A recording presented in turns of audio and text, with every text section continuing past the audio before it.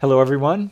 My name is Preston Dennett, and today I'd like to talk to you about one of the most interesting UFO cases I think that I've ever investigated. A question I'm often asked is, do you think ETs would intervene if there were a large-scale disaster like a nuclear war? I have to say I wouldn't count on it. We've had a lot of conflict, we've had a lot of disasters, and there's not a whole lot of evidence of ET intervention, at least not on a mass scale.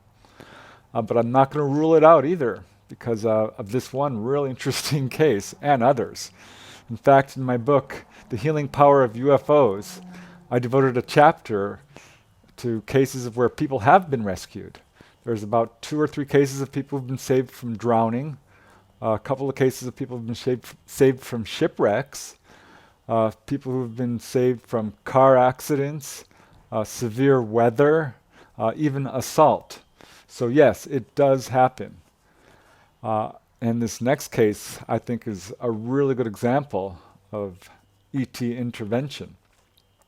It involves a lady by the name of Pat. She was born in 1943 in Key West, Florida, and has had encounters her whole life. They began around age 5 when she one day came home from the circus and went to bed that evening on the second story bedroom and saw a face looking in the window, a face that she now recognizes as a typical gray. But at the time, she thought perhaps something had followed her home from the circus. It was about a year later she was diagnosed with leukemia, was about to undergo treatment when the disease miraculously disappeared, really baffled the doctors. A lot of unusual experiences from a very young age. Only a few years later, she was out in the woods behind her house when they filled up with a brilliant, bright white light, so bright she couldn't see it. She probably had missing time, she's not sure. At the time, she thought perhaps she had had a mystical experience. Now she relates it to her UFO encounters, because as she grew up, she'd often have missing time. Just couldn't see where the time went.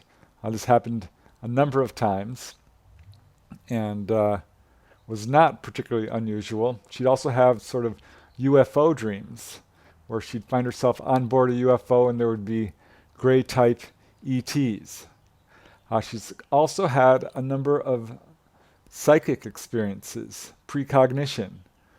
There was one incident which occurred in 1969, June 1969. She was 26 years old, and she had a vision of a plane crashing on the street in downtown Miami. She worked as a cocktail waitress at the time. Her friends, her coworkers, kind of just laughed at her, teased her mercilessly until it actually happened, and 11 people were killed. She predicted it. She's predicted a number of events, the death of President Eisenhower, and a number of disasters and things like this.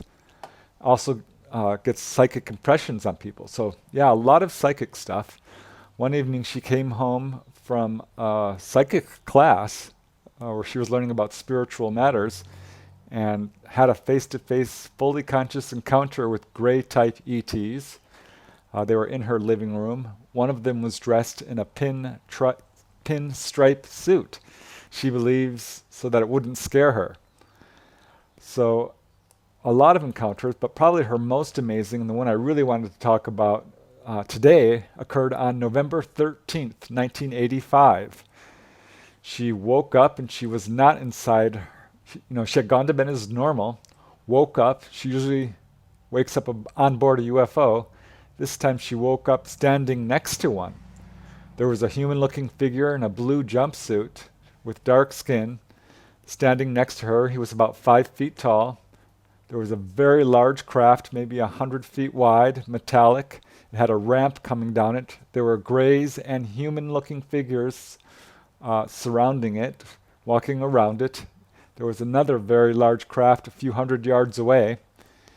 And Pat was led by this figure that she was standing next to into this small town. She said it looked like it was maybe in Mexico, Peru, South America somewhere. It wasn't the US. There was lots of lush lush foliage. And it was a pretty large town, but not super well developed. And they went into this town and started collecting people and bringing them back into the UFO. First, it was just a couple, but they did it for a couple of hours at least and brought in several hundred people into this object. She says she was very obedient, doesn't know why she was doing this.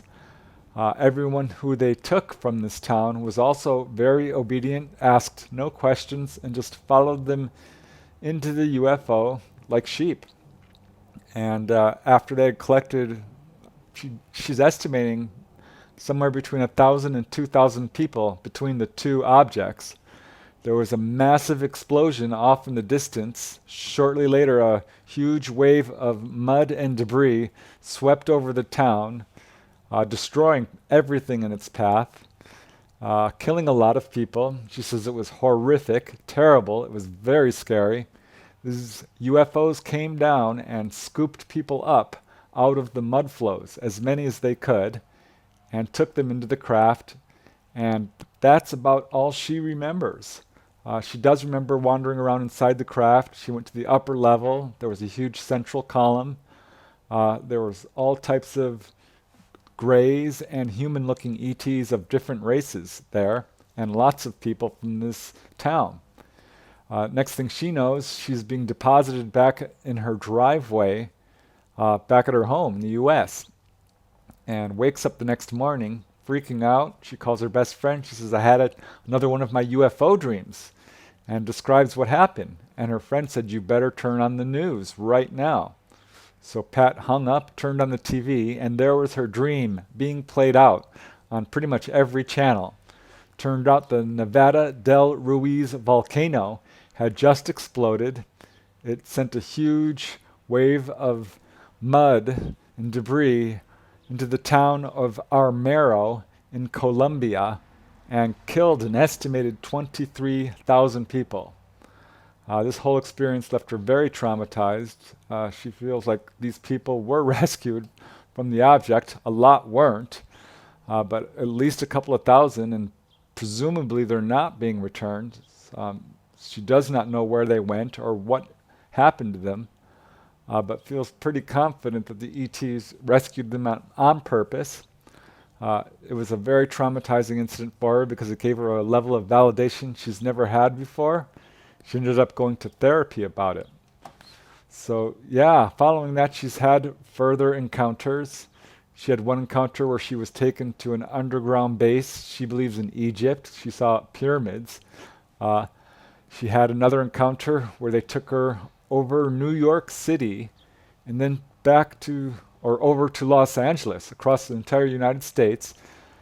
Did it 2 or 3 times and explained to her how they are able to fly their craft like this. How they do it, they said, is they don't actually move. What they're doing is they're expanding and contracting the space around them. A lot of it went over her head, but they tried to explain it to her. So she's had a number of encounters following that. One of her last encounters occurred in her mid-50s. She said she was taken on board. There were grays there, and they did this procedure to her where she felt they took all her memories and basically recorded her entire mind, all her thoughts, so much so that she felt like she was being carbon copied in a way. And that turned out to be her last encounter. She kind of jokes that she doesn't need to be abducted anymore because they have a copy of her on board this craft.